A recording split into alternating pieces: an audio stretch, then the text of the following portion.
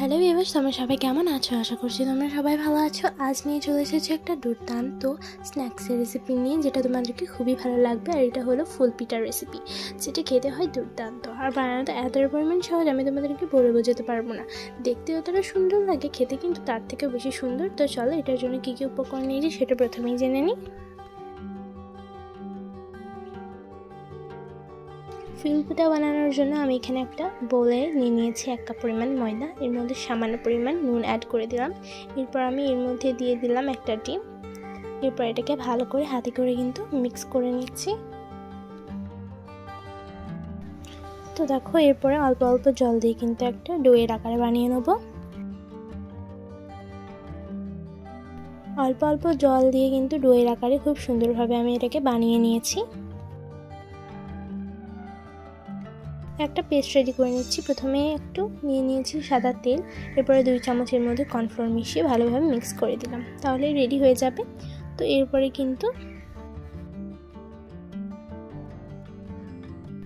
এই যে দেখতে পাচ্ছ, ডোটাকে হাতে করে কিন্তু ভালোভাবে মুথে নিতে হবে। তারপরে কিন্তু লিচি কেটে নেব।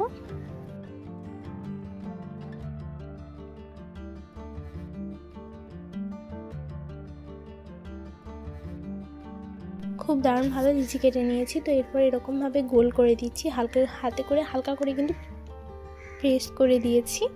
এরপরে এরকমভাবে কিন্তু বড় করে বেলে নিতে হবে। তোমরা দেখে নিশ্চয়ই বুঝতে পারলে যে লিচিটা আমি কেটেছি সেটা একটু বড়ই লিচি। হ্যাঁ, বড় করেই কাটতে হবে। তো এরপরে গোল রুটির শেপে কিন্তু কেটে নিতে হবে। এরপর আমি নিয়ে নিয়েছি কুকি কাটার। এরপর কুকি কাটারে করে এরকমভাবে কেটে দিচ্ছি। তো আমার কাছে ফ্লাওয়ার শেপ ছিল, তাই আমি ফ্লাওয়ার শেপে করেছি। আর ফ্লাওয়ার শেপেই কিন্তু খুবই সুন্দর লাগে। তো এরকমভাবে কিন্তু সবগুলোকে রেডি করে নেব। তো দেখো, সবগুলো একেবারে পারফেক্ট আর দারুণভাবে রেডি হয়েছে। তো এরপরে এগুলোকে তুলে নেব। একটা প্লেটের মধ্যে দেখো তুলে নিয়েছি। এরপরে এর মধ্যে সেই ব্যাটারটাকে দিয়ে দিলাম প্রথমেই। তো এরপরে এটার উপরে আরেকটা রুটি, এরপরে হালকা করে প্রেস করে এর মধ্যে আরেকটু পরিমাণ দিয়ে দিলাম পেস্টটা। তো এরকমভাবে কিন্তু চাপিয়ে পেস্ট লাগিয়ে এরকম একটা ফুল তৈরি করে নিতে হবে খুব সুন্দরভাবে।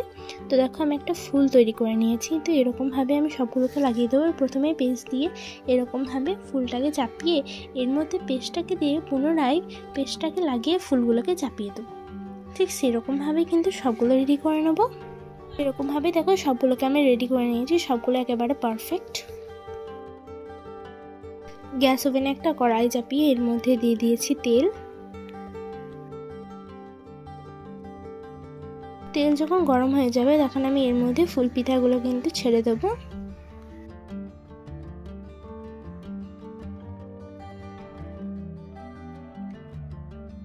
এক এক করে কিন্তু সবগুলোকে আমি ছেড়ে দেবো। আর দেওয়ার সঙ্গে সঙ্গে দেখো, খুব সুন্দরভাবে এটা ফুটতে শুরু করে দিয়েছে।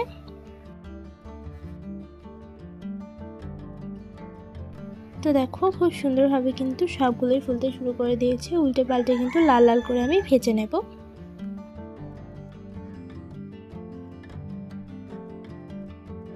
সবগুলো দেখতে কত সুন্দর লাগছে দেখো।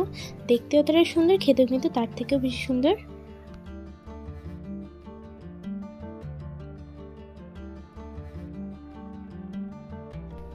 তো এরপরে কিন্তু এরকম উল্টে পাল্টে আমি ভেজে নিয়ে ভালোভাবে তুলে দেবো।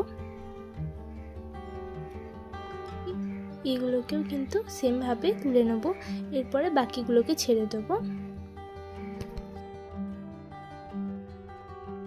তো সবগুলোকে এরকমভাবে ভালোভাবে ভেজে নিতে হবে। তারপরে কিন্তু খুব সুন্দরভাবে তুলে নিতে হবে। তো এখন কিন্তু খুব সুন্দরভাবে দেখো আমি ভেজে নিচ্ছি।